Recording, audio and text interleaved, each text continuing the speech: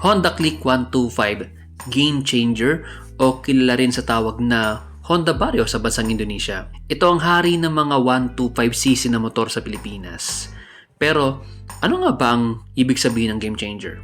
Well, ang game changer ay isang puwersa na may kakayahang magpabago ng takbo ng isang sitwasyon.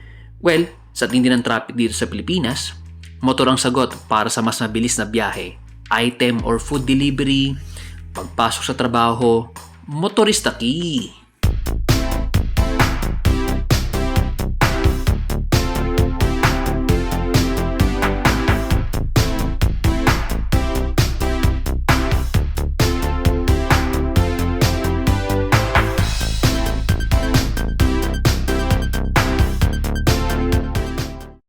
Ayun. So, Honda Click 125. Yan yung motor sa likod natin. And i-share ko sa inyo kung ano yung mga bagay na nagustuhan ko sa kanya, yoyo ko sa kanya, yung mga napalitan ko na at yung mga plan ko pa, if ever. Meron akong gustong palitan sa motor na yan. So, i-share ko sa inyo yung motor ko. Ayun. So, let's start. Share ko sa inyo yung background kung bakit ako nagkaroon ng interest sa mga motor. Bali kasi yung airpot ko rin nun, mahilig din siya sa motor dati. Nagsimula to nung magkaroon kami ng unang scooter nun. Yung pangalan niya is Suzuki Address. Bali, ang eksena nun is nandun kami sa may Marikina River. Tapos meron doon parang booth ng nagbibenta ng mga second-hand na mga bikes, no, mga motor. Ang pangalan na tanong shop na yun is Fast Gear. Tapos meron kami nakita naka-display doon na motor, which is yung Suzuki Address nga. Tapos, nung hindi napigilan ni Airpod yung sarili niya, bali, lagi daw niyang iniisip kasi. Tapos, gusto niya magkaroon ng motor. So, hinanap namin yung shop nila. Binigyan na kami ng calling card pala. So, hinanap namin yung shop mismo. Then, doon na siya banda sa may Marikina, malapit sa may bayan. Sarado na ngayon pero noon, yan, pinuntahan namin. Tapos nakita namin available pa rin yung Suzuki Address. Share ko sa inyo yung picture noon. Kung meron pa ako, hanapin ko muna. I-flash ko na lang dito. Then, nung nakita nga namin na nandun pa, is binili na ni Airpat yung motor na yun. No? Share ko rin dati kasi meron kaming tricycle noon. Bali, after ng work ni Airpat noon sa isang kumpanya. Bumili siya ng motor niya, tapos dilagyan ng sidecar sa tricycle. Tapos hindi ko alam kung ilang taon siya nag-tricycle doon Kaso yun lang, yung sa motor niya nawala niya, hindi ko alam yung kwento. Pero doon nata nagsimula siguro talagang hilig din niya sa motor. Or baka ever since then, talagang hilig niya yung pagmumotor. So mabalik nga doon sa unang scooter namin. So yung Suzuki na Address, yun. After nun is, ang alam ko parang binenta yon sa tropa din namin nun. Tapos nag-swap or parang benta ba o swap, nag-swap ng Kinko na Top Boy. Share ko lang dito yung picture kung mariretrieve ko pa or siguro maghanap na lang ako ng picture para may idea kayo kung itsura niya. So yun yung second time scooter. Kaso, katagalan din, nasira na rin siya. Hanggang sa naibenta na rin or hindi na namin nagamit Hanggang sa nawala na. Doon ko rin nakuha yung hili ko rin naman sa mga wheels kasi mapakotse naman or motor. Alam mo naman, pagka gearhead ka or pagka-wheel sa sapan, talagang gusto mo rin yung mga ganun bagay. Nagustuhan ko tong Honda Click dahil sa forma niya, no? Well, nung version 1 pa lang nun, nakikita ko na siya sa paligid. Nung una ko makita yung tsura nun is talagang parang nastigan ako kasi yung mata niya parang malaki na galit na galit. Almost ganito rin naman yun Hindi lang niya kamukha kasi nung nag-version 2 na talagang ni-remodel na Pero yung version 1 nun, maganda na talaga rin. So parang, sabi ko, parang ganda ng motor na yun Tapos buti nagkaroon tayo ng Honda Click na version 2 na mas aggressive yung itsura niya. At syempre, favorite na kulay, blue. Yan yung talagang favorite kong kulay. Well, isa na ngayon sa mga paborito ko kasi brown and blue. Yan yung mga, basta dark colors, okay naman yun. So yun yung nangyari. Share ko sa inyo mamaya yung mga features niyan. Ang Honda Click ay isang automatic scooter na pinapatakbo gamit ang CVT transmission. Ang engine displacement naman ito ay 125cc. Engine type is 4 strokes, single overhead cam liquid-cooled ESP. Fuel system nito ay FI or fuel injection. Curb weight nito ay 111 kilograms. Seat height, 769 millimeters. Ground clearance naman ay 132 mm with fuel capacity of 5.5 liters. Braking system ng Honda Click, sa harapan ay hydraulic disc brake, habang sa likuran naman ay mechanical leading trailing brake or drum brakes. Pero meron siyang tinatawag na combi brakes. Ang feature nito ay kung saan pag nag-brake ka ng likuran, sumasabay ng bahagya ang harapan para mas safe ang ating paghinto. Okay, so ngayon, isi-share ko sa inyo yung mga bagay na mga napalitan ko na-upgrade, or yung mga, let's say, gusto ko mapalitan. So, simulan natin sa mga napalitan ko muna dito sa harapan. So, ito, dito sa gulong, dito natin sisimulan. So, originally, yung tire size nito is, sa front is 80 by 90, rim 14. Sa likod naman is, alam ko dyan, 90 by 80, rim 14 din eh. Well, base sa mga review nun kasi, yung gulong na stock nun is, ang alam ko ang tatak nun is Federal. Ang sabi nila is madulas daw, ano. Noong una hindi ako naniniwala kasi ang alam ko naman, for me lang naman sa opinion ko, dinesign naman talaga yon for safety. Okay. Pero nung naranasan ko kasi one time, nung pababa ako sa parking, sa mga parking lot na ng mga mall, tas may mga yung sa high-vis parang may mga cubes. Napansin ko na medyo hindi grippy yung likod eh. So, through that, nag-isip na ako na i-upgrade itong gulong. So ngayon, again, front niya before is 80 by 90, rim 14. Ngayon, pinalakihan ko na to eh. Ang size na ngayon niya is, hindi ko lang kung kita ano, pero 100 by 80, rim 14. So, 100 yung kanyang lapad. Yan. Tapos, 80 yung kanyang taas, rim 14. Pabilog yan. At ang brand nitong alam ko, ano to eh, Gecko na High Grip 2. Yan, kung kita pa. Yan yung kanyang model. Tapos, yan yung pinalitan ko sa harapan. And, ako naman, nag-search din ako sa mga, yung parang mga custom na mga Honda Click. And may napansin ako nun. Share ko rin siguro yung screenshot, share ko dito sa screen. May nakita ko na may nagkabit nito. Ano ba to? So, nag-search lang ako online, tapos Shopee, Lazada. Nakita ko is parang mga winglet yung tawag dyan. So, ginawa ko lang, nag-ano lang ako ng winglet. Yan, nilagay ko lang yan dyan. Kaliwat, well, other side, meron din yan. Pakita natin sa kabilang side. Ayun. Ang ganda lang yung tingnan. Well, for me, nakadagdag yung, sa tingin ko performance din kasi ang trabaho naman talaga niyan is mag-channel ng air pataas para mas lapat yung harapan mo. Kung sa likod man yan, sa likod mas lalapat. But parang napansin ko mas gumanda yung performance niya kasi before, parang pag medyo high speed na ako, medyo yung takbo niya is parang gumagano, nag-wobble-wobble ba yung tawag doon. Nung nagkaroon yan, naging smooth. So, ewan ko kung yun talaga yung, sana, yun talaga yung, well, meron naman talagang tulong yan. Tapos, yung side mirror, yan. Side mirror natin. O, hindi naman pangit yung stock, ano. Ang masasabi ko lang dun is mataas yung stem. Dito, parang banda dito yan eh. Parang nakakailang siya. At talagang minsan pag sa parking lot, sumasabit siya. Kasi yung mahaba siya, tapos siguro share ko rin yung picture din dito ng stock na side mirror. So, medyo mataas siya. So, nagpalit ako ng mas mababa, tsaka mas maiksing stem. Yan yung itsura niya. Tapos dito naman tayo sa harapan. Yan. Alam niyo naman pag Honda Click, digital gauge siya. Check natin. Yan. Yung kanyang itsura. Wala naman na bago dyan. Nagdagdag lang ako ng grip dito sa brakes. Yan, ito. Kasi unang-una, ayokong kumupas yung color block niya. Gusto ko ma-retain na yung kulay niya. Pangalawa, ang sarap niyang i-grip. Yan, no? Pagka mag-brakes ka, grippy talaga siya. Ang laking tulong din ito. Tapos, pangalawa, ito, floor mats. Parang for me, it's a must talaga to eh. Kasi, well, yung una, yung stock niya is mismo plastic naman. Okay din naman, pero for me, gusto ko lang i-preserve yung talagang original niyang floorboards and naglagay ako ng rubber matting. So, yon. Dito naman sa likod. Ayun. Ayan, ito. Pangalawa kong in-upgrade dito is yung tire hugger. Ito, napakalaking tulong itong tire hugger na to eh.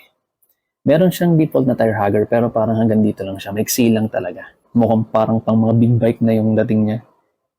Nakagdagdag angas na rin sa design. So, ang ganda niya tingnan. Tapos gulong, yan. kung tama ako, ang size niya before, yung original niyang stock na gulong is 90 by 90, rim 14. Sa ngayon, nag-upgrade na to ng 120, 70 rim 14. So, nung nalagay siya, astig tingnan para siyang kumapal talaga. Mukha ng donut Yung term nila is parang donut. Pero for me, napakasarap niyang gamitin. As in, nung una ko siyang ginamit, nung napalitan na yung tires, sobrang ramdam mo yung performance talaga. Sobrang grippy sa kalsada. Kampante ka na pwede kang lumiko lang, hindi ka madudulas. Tapos kasi syempre, the more tires na nasa sahig or nasa floor na kumakapit, mas stable ka or may grip ka talaga. Yun yung talagang performance naman yan. So, for me, worth it na mag-upgrade ng mga ganyan tires. Okay? Ayan pa isang nilagay ko. Yung black na ito. Kung tawagin is skid plate. Kasi pag medyo lowered ka na at dumaan ka sa humps, sumasayad tong part na to So at least meron siyang skid plate dyan. So, ito, for me, in my opinion din, napakalaking tulong nito. Itong Immortal na para siyang saddle bag, or hindi mo saddle bag, sorry. Bag siya na nalagyan dyan, na naka-screw dito. So, additional compartment yan. Pwede kang maglagay ng mga papers mo, ganun. Anything na, yan, yung sa registration mo, ganyan, lagay mo dyan. Tsaka hindi siya nakakagulo sa mismong storage box mo, sa U-box mo, yan, no? Kasi, ito namang size nito is, hindi naman kasya dito yung full face na helmet. Half face lang din na maliit lang. So at least kung may ganyan ka, hindi na siya nakakalat or dyan na siya organized lang. Tapos free itong space na to. Yan yun. So yan lang naman yung mga pinilitan ko so far sa motor na to. Ngayon, ang tanong naman, ano yung mga bagay na nagustuhan ko sa kanya? No? For me, yan, yung aggressive look niya. As in, talagang dito ako naaastigan at nakaangasan sa headlight niya. Para siyang big bike kung titignan in my opinion. So para siyang big bike, yan, ganyan dating yung angas, napaka-aggressive. Tapos, again, nilagyan ko pa kasi nung wing, yung winglet na yan, kaya parang ang lapad niya, no. Tapos, isa pang nagustuhan ko dyan, yung DRL niya na to. Ang ganda niyan, lalo pag gabi. Ang liwanag niyan. Pag kasalubong mo siya, parang galit na galit gustong manakit. Parang ganun. So, ganun siya kaganda. Again, talagang ang napakaganda talaga ng design ng Honda Click version 2. Pangalawang nagustuhan ko naman ay yung kanyang gulay board. Ayan. For me kasi napakalaking tulong ng gulay board na yan. Well, unang-una, pag meron kang binibiling, let's say, mga palengke or grocery or something na medyo malaki, kasi hindi kasya sa U-box niya. So dyan, pwede mong ilagay dyan.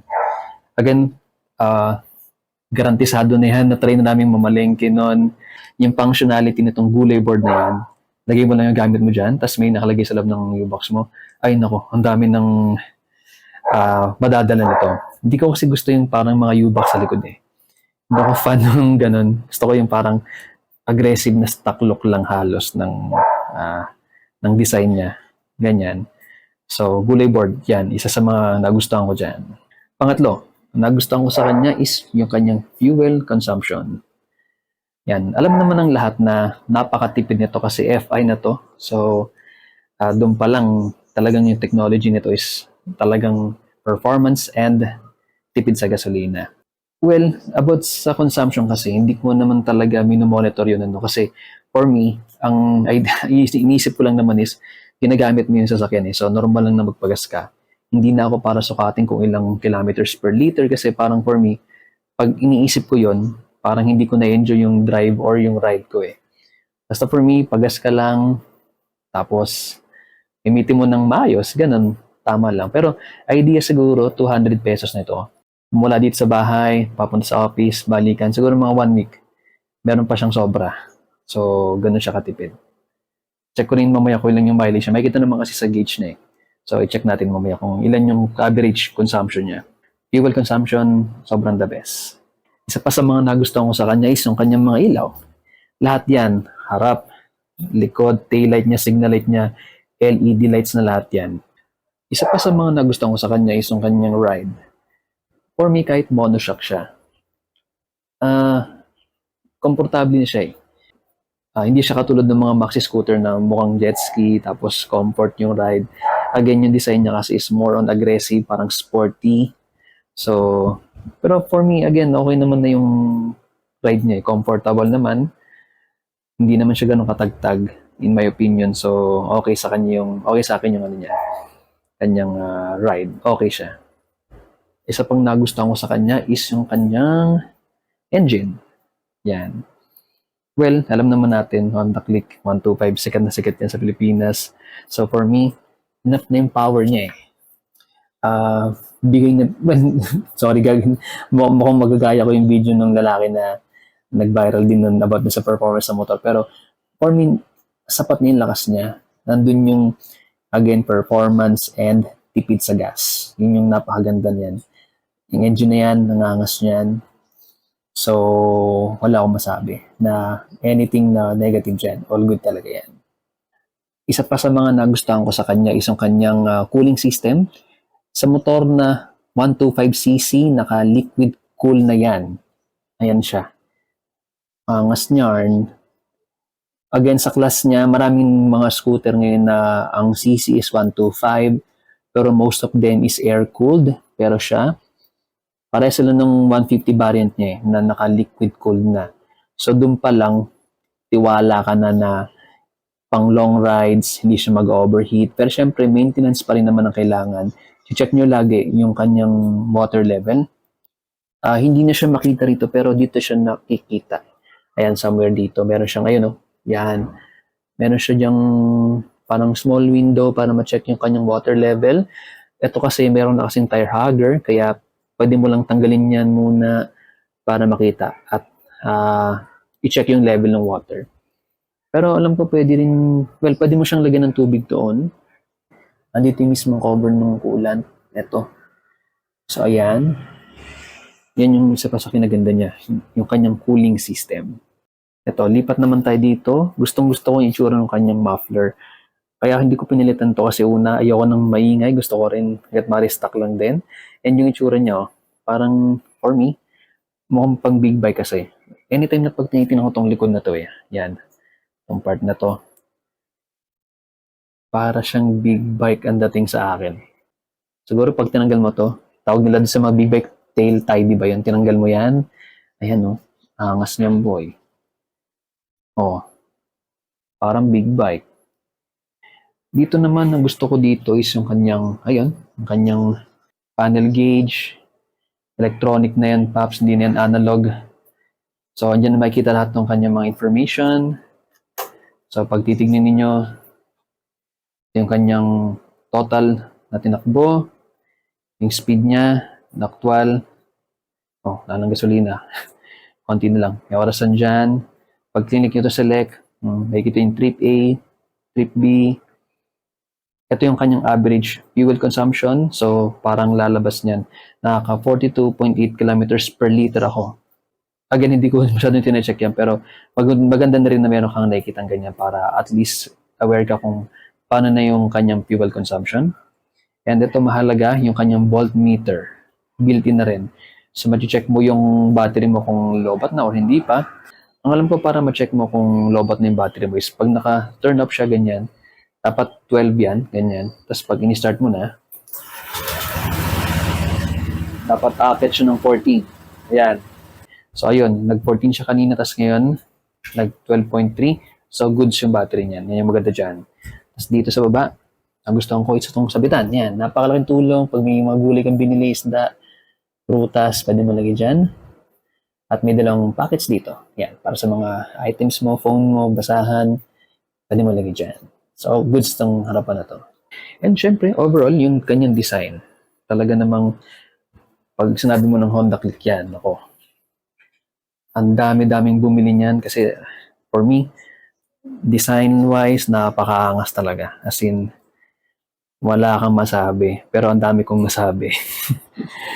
Yung mga sharp angles niya, curves niya, design, everything, sobrang sporty. So, ay nako, napakaganda. So, yun yung mga bagay na mga nagustuhan ko sa kanya. ayun, so na-share ko sa inyo yung mga bagay na gusto ko sa kanya. Siyempre, nothing's perfect naman. At kahit sabihin nyo wala ka nang mapupula dyan, well, meron pa rin talaga naman na, for me, in my opinion, dislikes or kung hindi man ayaw, gusto ko sigurong improve. So, ano-ano yung mga bagay na yon?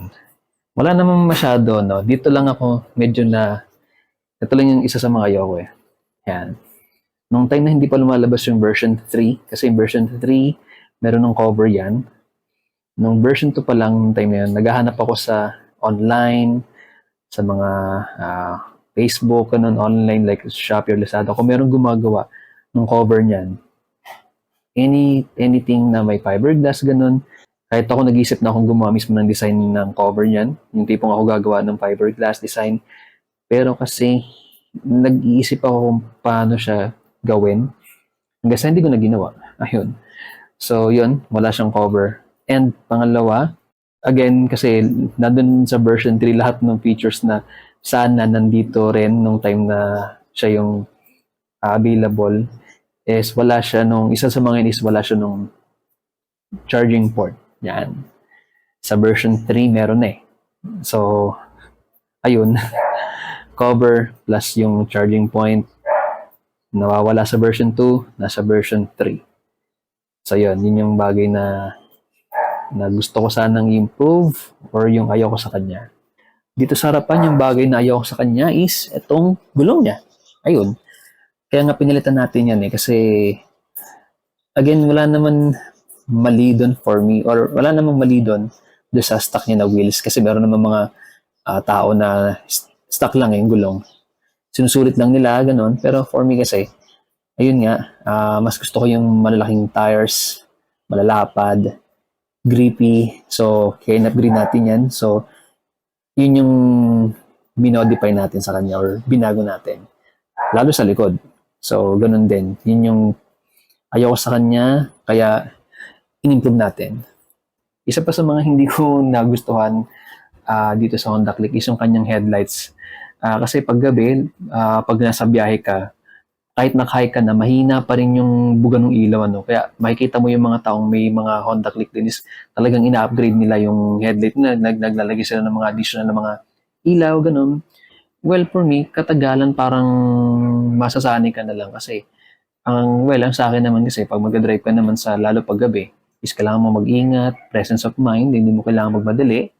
So ayun no, yun lang naman yung mga bagay na mga hindi ko nagustuhan or gusto kong ma-improve sa kanya. Pero as a whole, okay na okay siya. So kung wala man yung mga bagay na gusto ko like yung cover ng storage, we can live with that, you know. Kasi okay lang naman eh. Marami naman siya nalagyan eh. Pero yun yung mga parang basic sana nandito na. Pero wala. So, andun sa version 3. So, pinagtagpo pero hindi pinagtadhana. Pero mas love ko naman to. Kaya, all goods na yan. So, ano-ano nga ba ang mga bagay na gusto ko pang i-improve sa kanya, no? Well, for me, sa ngayon, kontento na ako sa itsura niya kasi after nung mga binili ko or dinagdag ko sa kanya, wala na akong ibang binago dyan eh. Yan na yon. Itong motor na to sa akin parang magdadalawang taon na ngayon December to eh. Wala na akong ibang dinagdag doon sa mga huli kong pinagay sa kanya. So parang for me, okay na sa akin yung ganitong itsura, yung ganyang build. Hindi na ako parang magpalit pa ng upuan, ganun. Kasi parang sa sasakyan lang din yan. Hanggat maaari gusto ko is stock lang. So, stock lang na malinis. Okay yan, mga ganun for me. Siguro kung may gagawin ako in future, at plano ko talagang gawin is itong kanyang signal lights. Parang gusto kong gawing amber to eh. Tignan ko kung itutuloy ko. At syempre, kung gagawin ko siyang amber, i-share ko sa inyo kung paano ko gagawin yun. Katulad ng ginawa ko sa Kia Rio natin, from white ginawa kong amber. Ito pag-isipan ko muna kung gusto kong gawing amber. Pero sa ngayon okay naman siya. More on parang for me lang kasi parang mas may dating sa akin. In my opinion kung amber yan. Same din dito sa harapan. Yung kanyang signal light dito. Napakita natin.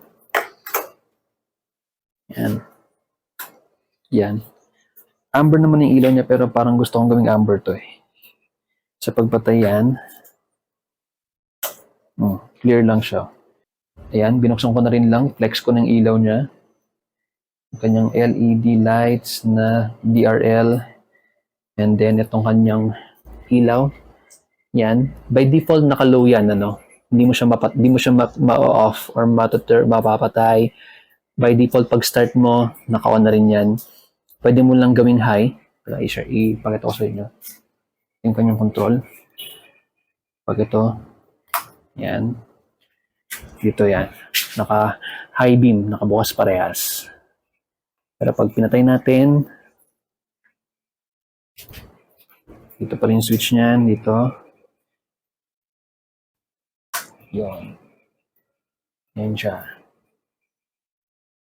So, ayun nga, na-share ko sa inyo yung small or mini review lang naman ng motor natin na Honda Click version 2. Yung mga bagay na gusto ko, ayoko sa kanya, features niya, at yung mga plans ko in the future. Pero yon, sana na-enjoy niyo yung video natin and watch out pa rin kayo sa mga upcoming videos natin. Again, kung meron tayong babaguhin or anything, share natin sa inyo about sa mga wheels natin. So, as always, thank you so much for watching and stay chill.